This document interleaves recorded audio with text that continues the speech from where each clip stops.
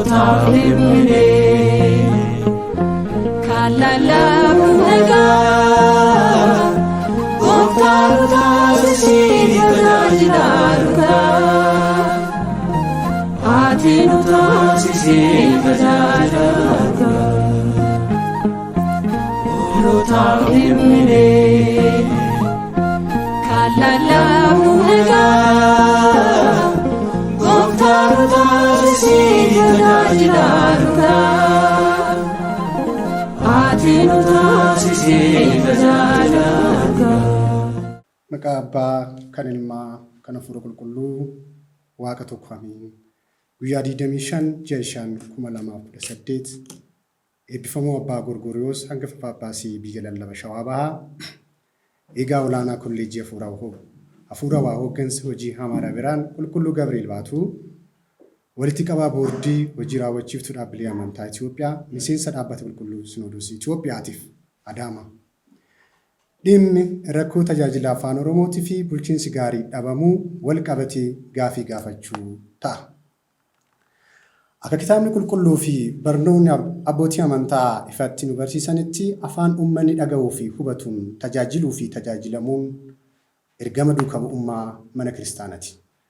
Sababni isaas qulqulluun Phaawulos amanuun dhaga'uu irraa dhaga'uunis immoo sagalee Waaqayyoo ta'uusaa Roomee 10:17 akkasumas wangeelli yoo afaan hin hubatamne barsiifame bu'aa hin qabu. Ergaa Qorontos 1:14 jechuun kan barsiise dhugaa kana mirkaneessa. Hojii duukaa bu'ootaa 2:2-6 irratti immoo Hafuurri Qulqulluun ergaa fayyinaa afaan uummanni tokkoon isaanii hubataniin akka dabarse agarsiisa. Kunis Waaqayyoo ofii isaa afaanii fi yaada uummata tajaajila afaanii keessatti akka fayyadameef godha. Akkuma kana Qulqulluu Yohaannis afaan warqee akka barsiisetti barumsi barsiifamu sammuu fi qalbii dhaggeeffataa yoo hin seenne fayyina hin fidu. Kanaafuu tajaajilli ifaa fi hubatamaa ta'uu qaba. Kana waliin afaan ofiitiin tajaajiluu fi tajaajilamuun sirna uumamaa qofa osoo hin taane seera biyyaa fi mana kiristaana keenyatiin kan deeggaramedha. Seera heera mootummaa federaalaa 1995 keewwata 5 afaanota hundi kabaja walqixxummaa akka qaban labsuu isaa fi seerri heera mootummaa naannoo Oromiyaas afaan hojii mootummaa naannoo Oromiyaa afaan Oromoodha. Seerri mana kiristaanaa Ortodoksii Tawaahidoo Itoophiyaas tajaajila hafuura waaqaa keessatti afaan uummataa fayyadamuun barbaachisaa ta'uusaa ni mirkaneessa. የኢትዮጵያ ኦርቶዶክስ ተዋሕዶ ቤተክርስቲያን ሕገ ቤተክርስቲያን አንቀጽ 5:1-3 ከናፍ አደፊ አፋን ኡመታ ወልቅጡማዳን ታያጅላ ፉራዋ ከሰት ፈየደሙን ኤርጋን ፈይና ሰልጳት ገረ ሁንዱማ አከገው አመንቲን ከጀባቱ ፊ መን ክርስቲያን ኡመተ ሸወሊን ወሊት ፌኛ ገዲፈጎ አከቀባቱ ታሲሳ አተው መሌ ዱጋን ገድሲሳ ተኮ akka mul'atutti biyya lallaba Shawaa Bahaa keessatti tajaajilli mana kiristaana afaan Oromoon kennamu yookaan afaan Oromoon tajaajiluu fi tajaajilamuun yaadota kitaaba qulqulluu barnoota abbootii mana kiristaanaa seera biyya keenya fi seera mana kiristaanaa keenya armaan olitti ibsaman faalleessuudhaan hanqina guddaa qaba. Kunis uummanni tajaajila hafuurawaa sirnaan argachuu irraa gufachiisaa jira. Rakkoowwan kanneen armaan gaditti bal'inaan kan ibsamedha. Tokkoffaa biyya lallaba Shawaa Bahaa keessatti tajaajilli mana kiristaanaa afaan Oromootiin kennamu akka sirna qiddaasee, lallaba wangeelaa, leenjiiwwan hafuurawaa akkasumas caasaa mana kiristaanaa keessatti afaan Oromootiin tajaajila kennu dabalataanis sadarkaa wiirtuu leenjii fi kolleejitti hojii baruuf barsiisuu raawwachuu hanga mirga seera uumamaa, seera biyya keenyaa, seera mana kiristaanaa keenyaa fi fedhii uummataa irraa eeggamutti raawwatamaa hin jiru. Kunis dargaggoota fi amantoota hedduu keessatti miira gaddisiisaa ta'e manni kiristaanaa kan koo miti afaan koo hin tajaajiltu jedhu akka dhalatu taasisee jira. Wanti nama gaddisiisu osoo mirgi guutuun nuuf kennamee jiru maaloo afaan keenyaan haa tajaajilluu fi tajaajilamnu jennee gaafachaa jirra. Afaan Oromooti sirna qulqulleessan qiddaasiin akka raawwatamuuf yommuu gaafannu hin eeyyamamne nuun jedhu. Afaan Oromoon diyaaqonoonni fi luboonni hin leenjifamne. Kanarras darbees afaan Oromootiin tajaajiltoota tajaajilan maqaaf farajuu fi siyaasessuu gochuun tajaajila irraa fageessuu fi ari'uun sirriitti jira. Lammaffaa caasaa bulchiinsa biyya lallaba shawaa bahaa keessatti afaan Oromootiin guutumatti hojjechaa hin jiru jechuun ni danda'ama. Kun immoo guddina afaan aadaa fi ogbarruu Oromoo akka hin guddanneef gufuu guddaadha. Sababa kanaan muufii fi diddaa guddaan uummata biratti uumeera.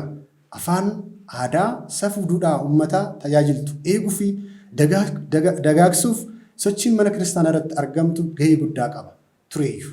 Sababni isaas manni kiristaanaa kan hundaati. Uummata garaagaraa walitti fiduu fi afaan aadaa fi amantii wal harkaa fuudhuuf qooda guddaa kan qabudha. Biyyi lallabaa kun afaan Oromoo fayyadamaa jira jechuuf yookaan fakkeessuuf darbee seensa sagantaa irratti maqaa abbaa ilmaa hafuura qulqulluu qofa fayyadamu. Afaan Oromoon afaan hojii naannoo Oromiyaati. Garuu caasaa hooggansa biyya lallabichaa keessatti hin tajaajilamu. Kana jechuun xalayaan afaan Oromootiin hin barreeffamu, leenjiin afaan Oromootiin hin kennamu, akkasumas tajaajiltoonni biroonis afaan Oromootiin hin raawwatamu. Garuu rakkoon akka afaan Oromootiin uummata tajaajiluu fi tajaajilamuu qaama biyya bulchu biratti fudhatama argachuuf dhorkaa ta'e tokko hin jiru.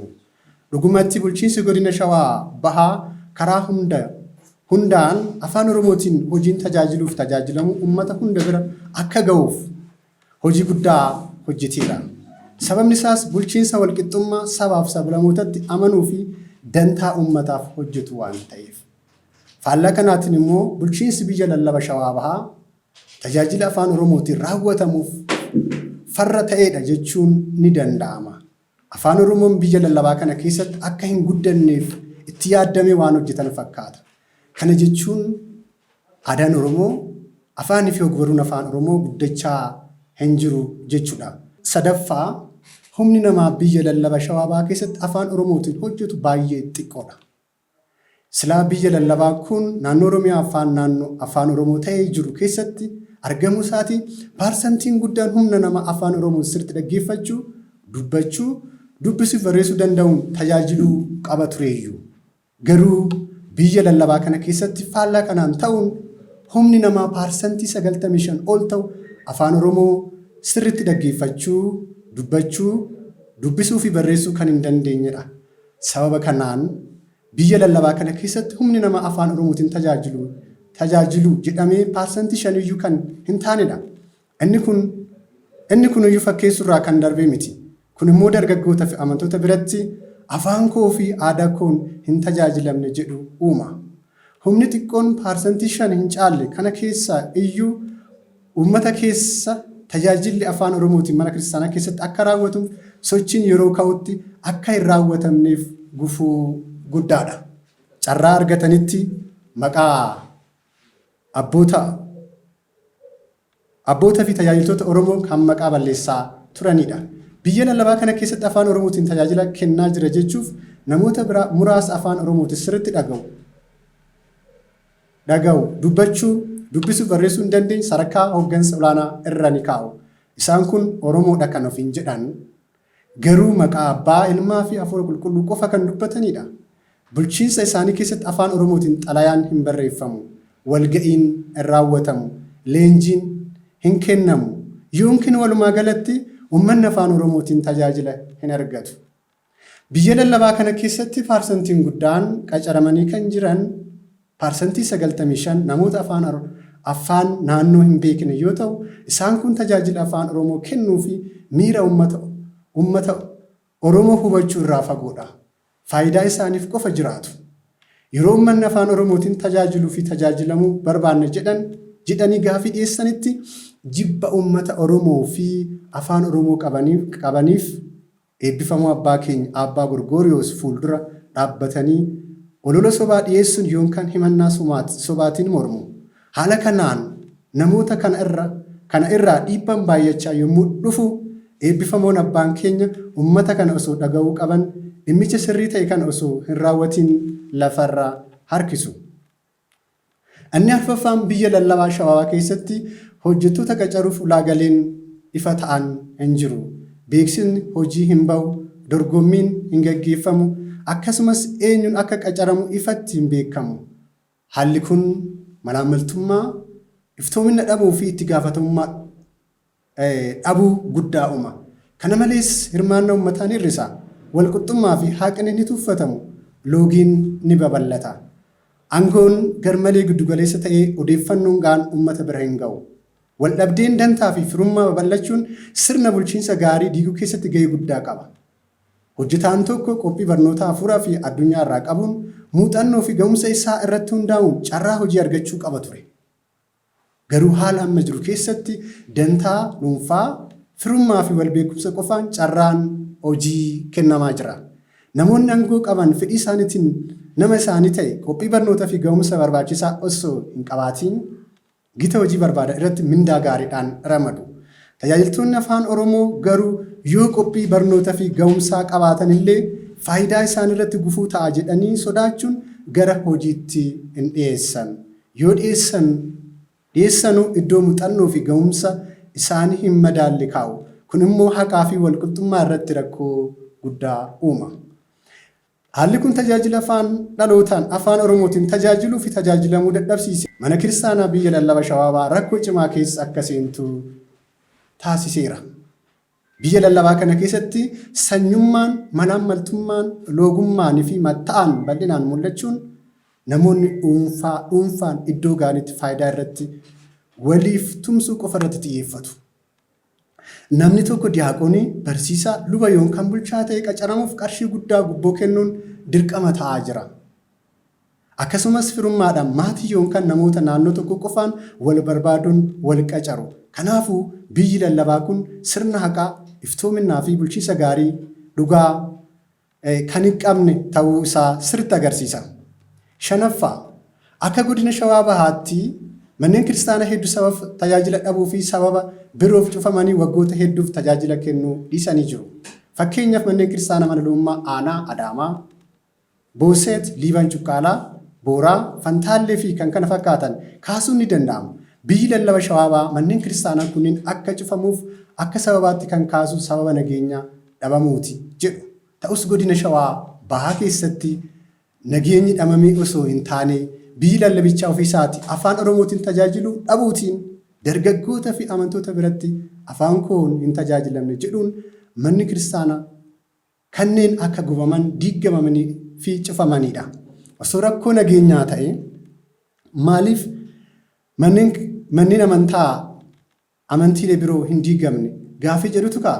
Kanaafuu rakkichi manneen kiristaanaa biyya lallabaa kana keessatti cufamuun tajaajila dhabuu rakkoo afaan Oromootiin tajaajiluu fi tajaajilamuu dhabuun hawaasa naannoo sanaatiif alagaa ta'uu yookaan rakkoo bulchiinsa gaarii dhabamuuti malee rakkoo nageenyaa akka hin taane beekamaadha.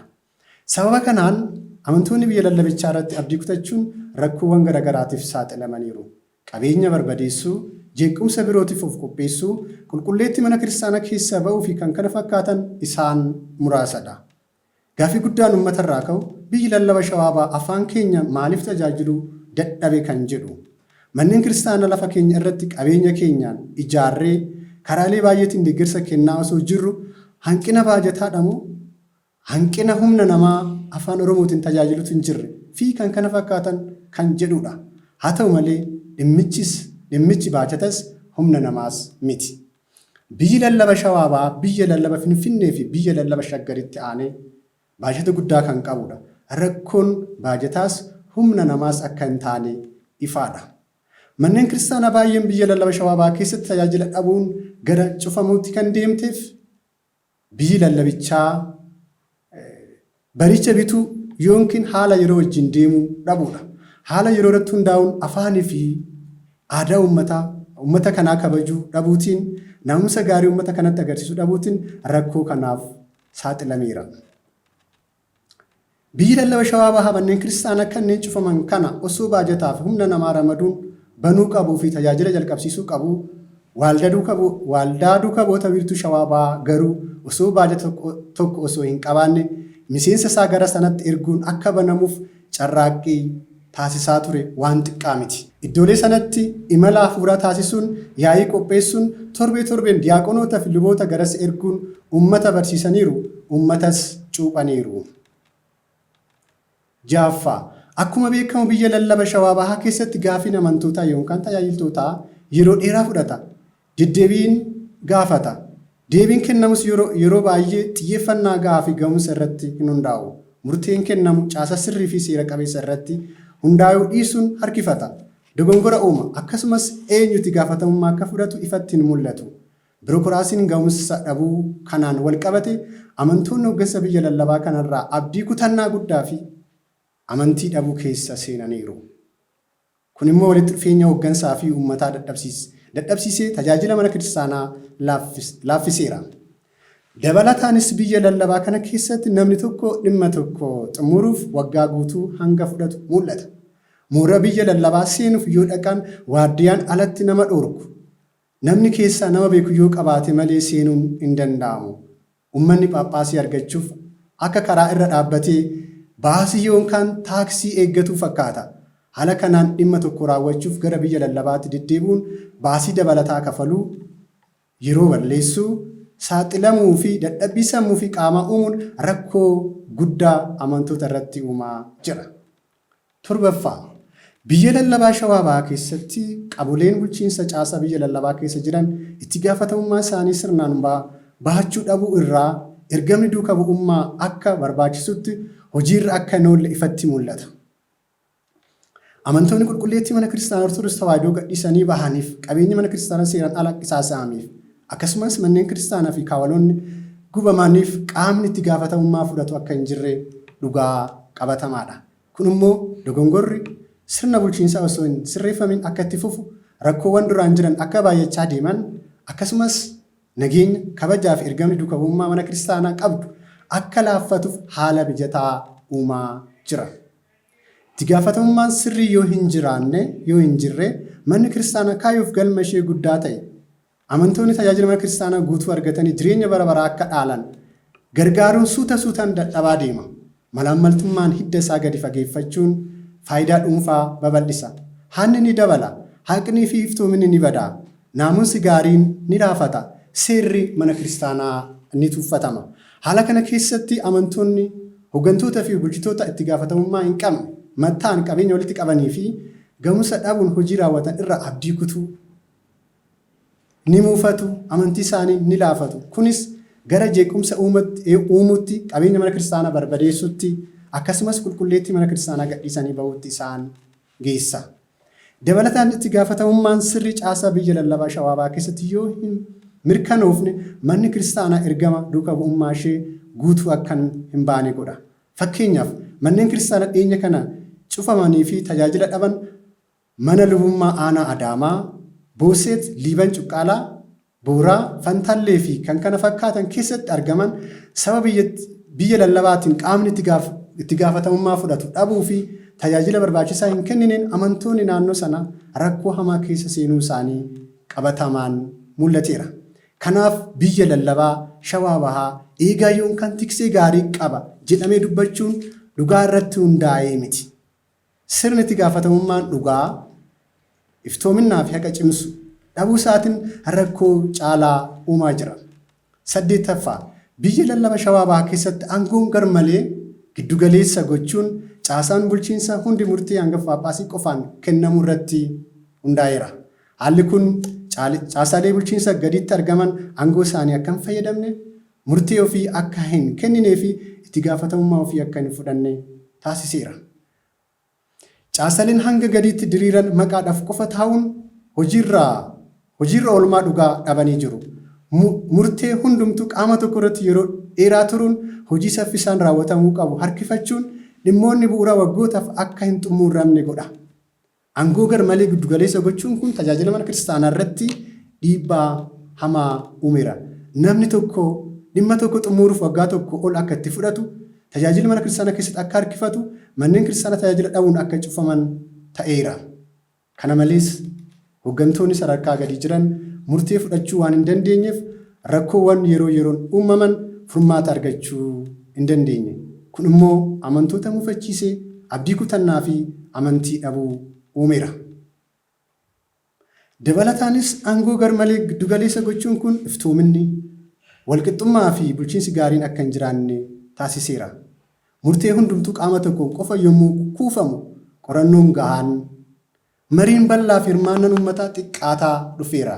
Kun malaammaltummaa, loogii fi faayidaa dhuunfaa babal'isuuf haala mijataa uumeera.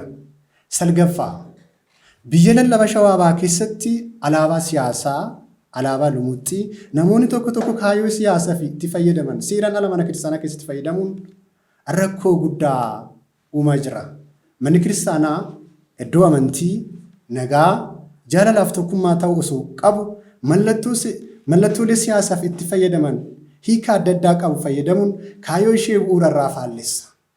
Alaabaan akkanaa sabootaaf sablamoota biyya kanaa gidduutti hubannoo dogongoraa, shakkiif jeequmsa uumuun walitti dhufeenya amantoota gidduu jiru ni miidha. Kanaanis manni kiristaanaa bakka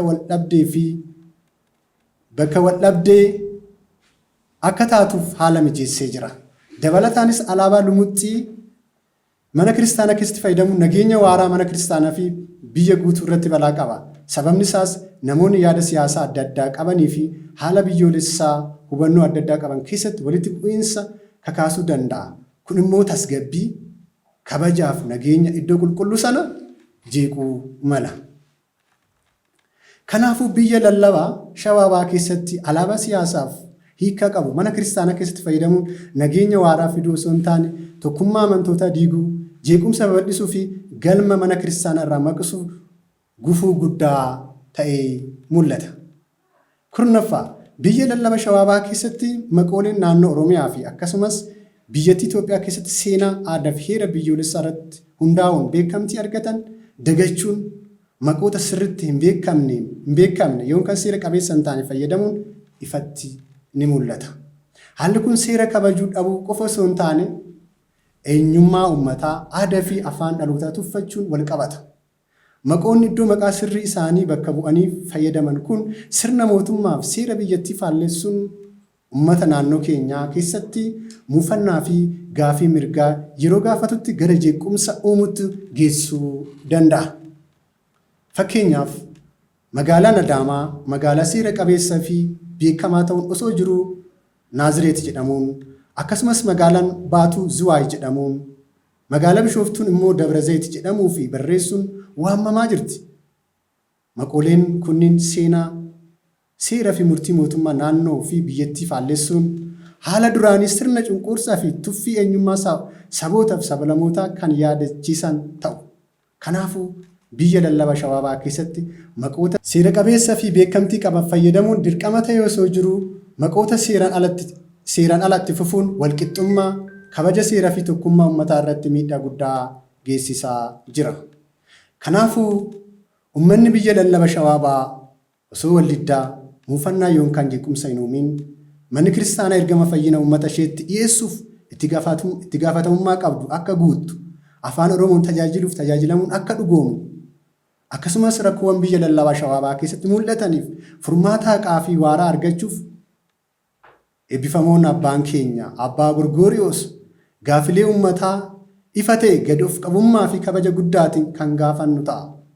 Isaanis tokkoffaa waajjira biyya lallaba shawaabaa keessatti qajeelchi kutaa tajaajila afaan Oromoo sadarkaa waajjiraatti dhaabbatee rakkoolee kanneen akka furuu taasisu, akkasumas kutaan kunniinis miseensa koree hojii raawwachiistuu yaa'ii bulchiinsa biyya lallabichaa akka ta'u murteessuu. Lammaffaa tajaajilli afaan Oromootiin kennamu hundumtuu baajata humna namaa gahaa ramaduun fi raabsii kitaabilee akka jalqabu cimsinee ni gaafanna. Keessattuu qiddaaseen afaan Oromootiin bakka eebbifamoon abbaan keenya itti argamanitti magaalaa Adaamaa jalqabee hanga baadiyyaatti yeroo dhiyootti akka nuuf jalqabamu ni gaafanna. Sadaffaa wiirtuun leenjii fi kolleejiin hafuuras yoo xiqqaate magaalota akka Adaamaa, Mojoo, Bishooftuu, Baatuu fi Oloncitiitti keessatti yeroo dhiyootti meeshaaleen baruuf barsiisuuf barbaachisan guutamee akka jalqabu ni gaafanna. Afaan Oromootiin tajaajiluu kan danda'an dargaggoonni, diyaaqonoonni, luboonni fi barsiisonni gara kolleejiiwwan biyya lallaba shawaabaa keessa jiran Hamara, Biraan, Qulqulluu Gabriel, Baatuu fi kanneen biroo banamuuf jiranitti galanii akka barataniif baajata barbaachisu ramaduun haala akka mijeessitan isin gaafanna.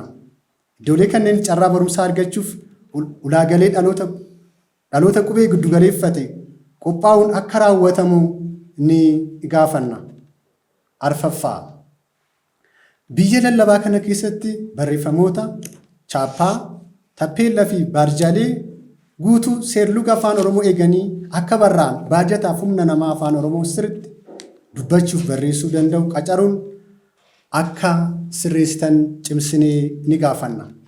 Shanaffaa, akkaataa aadaa fi duudhaa uummata Oromoo kabajeetti manni kiristaanaa biyya lallabaa Shawaa Bahaa keessa jirtu akka hojjettu qajeelfamni eebbifamu abbaa keenya abbaa Gorgoriyoos irraa kenname akka raawwatamuu fi hordofamu ni gaafanna. Jahaffaa,